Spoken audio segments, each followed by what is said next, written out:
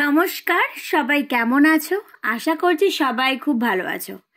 নতুন একটা ব্লগে সবাইকে ওয়েলকাম জানাচ্ছি।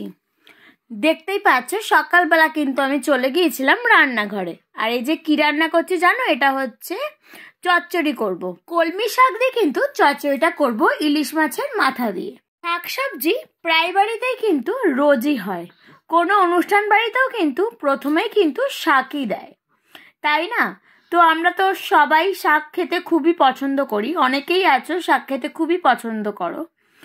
তো আজকে আমি যেভাবে রান্না করলাম, এরকমভাবে যদি তোমরা কোনো অনুষ্ঠান বাড়িতেও রান্না করো, চচ্চড়িটা কিন্তু খেতে খুবই সুন্দর হবে।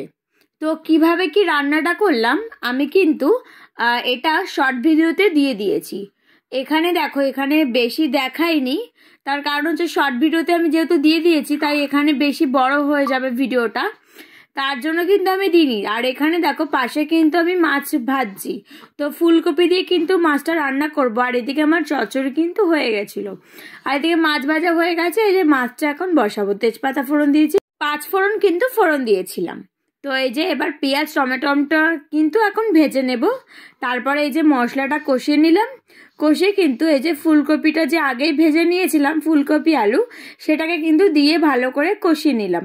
এই ফুলকপির ঝোলটাও মানে পাতলা ঝোলটাও আমি শর্ট ভিডিওতে দিয়ে দিয়েছি। এরকম কিন্তু পাতলা ঝোল সত্যি খুবই শরীরের পক্ষে ভালো হয়, আর খুব কম মশলা দিয়ে করেছিলাম। তো তোমরা কালারটা দেখে বুঝতেই পারছো, যদি কেউ অসুস্থ থাকো বা কম মশলা পছন্দ করো তাহলে এই রেসিপিটা অবশ্যই একবার ট্রাই করে দেখতে পারো। সত্যি বলতে খুবই ভালো লাগবে। এখানে লাস্টে আমি ঘিটা দিয়েছি, তোমরা কিন্তু ঘি ছাড়াও করতে পারো, ঘি ছাড়া করলেও কিন্তু খুবই খেতে ভালো হবে। তো আজকে রান্না কিন্তু আমার কমপ্লিট হয়ে গেছে। তো দুপুরে দেখো অন্নকূট খাওয়াচ্ছিল আমাদের জগদ্ধাত্রী পুজোর, মানে আমাদের পাড়ার যে জগদ্ধাত্রী পুজো হয়েছিল সেখানকার।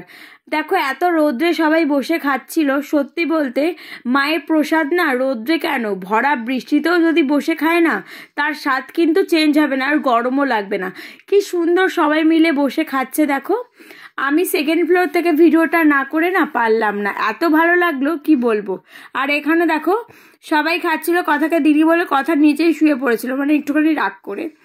তারপরে আমরা কিন্তু বেরিয়ে পড়লাম, অনেকদিন পর একটু ঘুরতে গেলাম।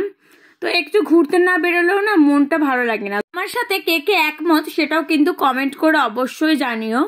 তো আর ভিডিওগুলো কেমন লাগলো সেটাও বলো, কি কি ভিডিও তোমরা দেখতে চাও সেটাও কিন্তু বলো।